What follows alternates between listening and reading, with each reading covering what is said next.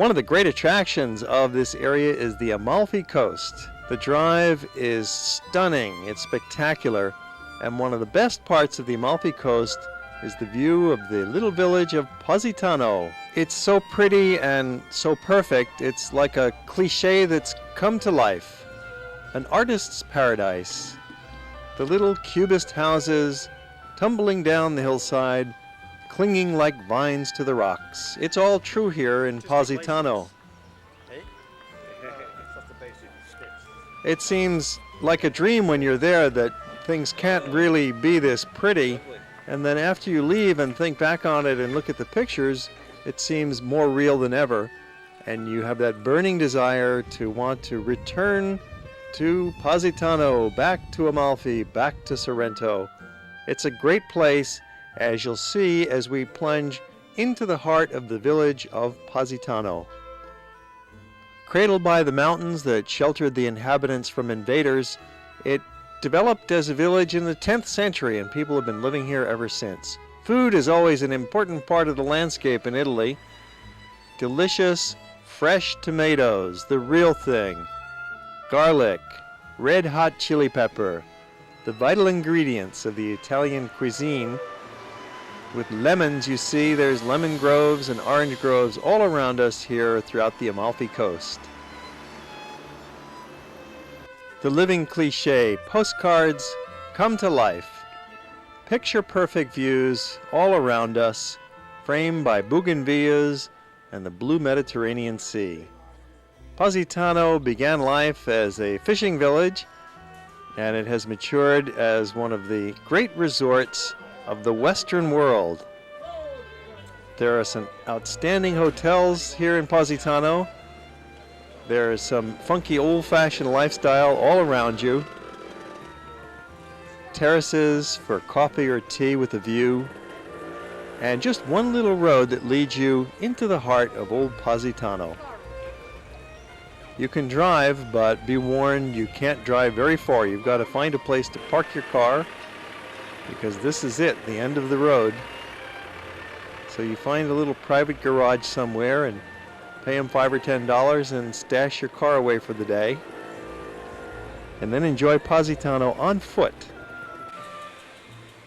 The road gives out and becomes a little network of pedestrian sidewalks that are lined with shops and cafes and little staircases that wind up and down the hill. There's numerous little restaurants that you can enjoy a great meal or a brief snack. Positano has become a hangout of the jet sets too. You can see why with such beauty. Director Franco Zeffirelli owns a villa here, and it was the former home of the great Russian ballet dancer Rudolf Nureyev. You might want to make your home at the Hotel Murat while you're visiting Positano. It's a 4-star deluxe property right in the very heart of the village on the main pedestrian walkway. So that would be a splendid spot. The most deluxe, the most famous of the hotels in town is La Sirenus, that always scores very high in any travel survey. Among the shopping treats are the special silks and the hand-dyed fabrics. You can also get some fantastic fresh seafood, particularly from the restaurants down at the waterfront overlooking the beach. Most of the Amalfi coastline consists of stiff vertical rock cliffs plunging directly into the water. But here at Positano, there's a cove, and there's a beautiful flat sandy beach, mix of small pebbles and nice sand, with this incredible backdrop of the village itself climbing the hill behind you.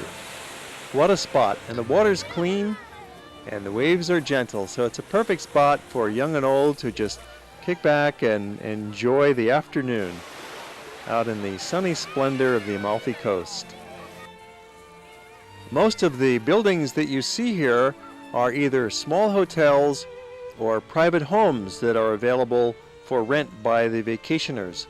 And many of these hotels and homes have got their own little rooftop swimming pools as well. So it's definitely a holiday town. The economy depends almost entirely on tourism, and they're doing very well indeed. You can see why visitors will love this combination of sheer physical beauty, friendly local people, delicious cuisine, interesting little shops with customized handmade items, all wrapped in the stunning coastline of Amalfi that stretches all the way from Sorrento down to Ravello. Now we're back on the road. We actually rented a motor scooter to see the coast. You can rent a car if you wish, or you can get around in a group tour. You can go on a city bus.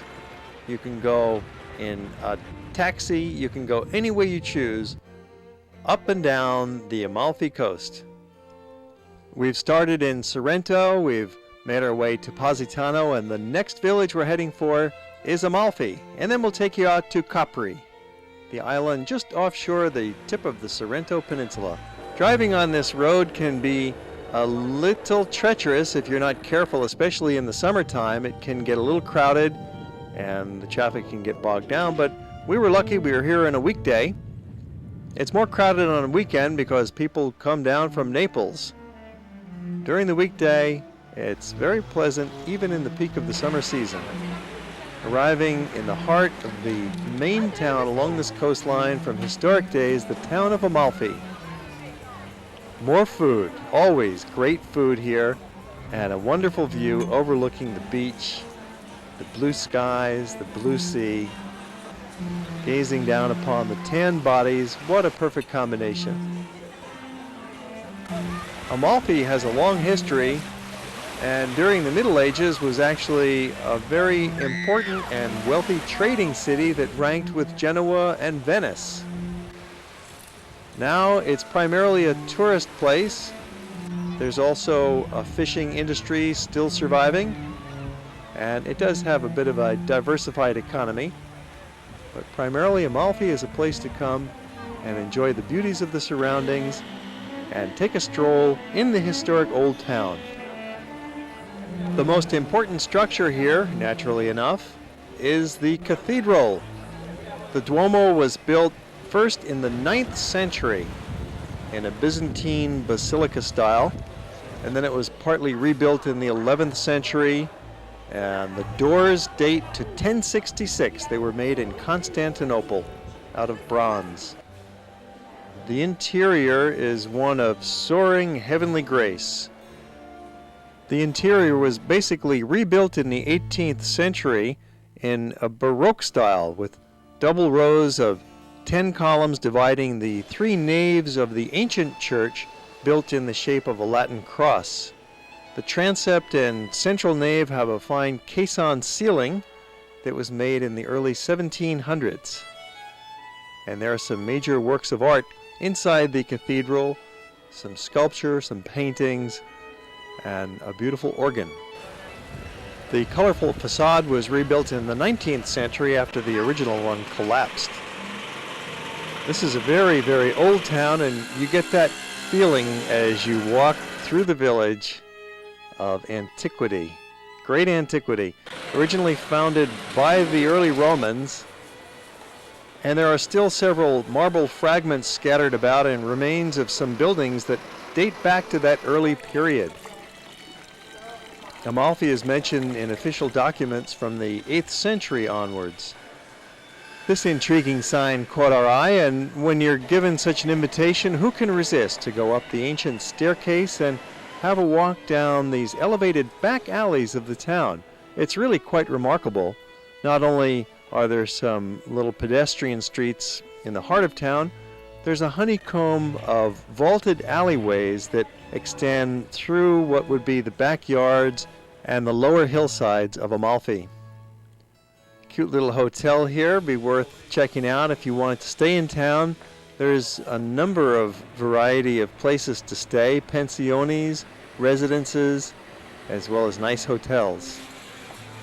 The waterfront is quite unusual and busy, for it's the only place along the Amalfi coast where the main road comes down to sea level.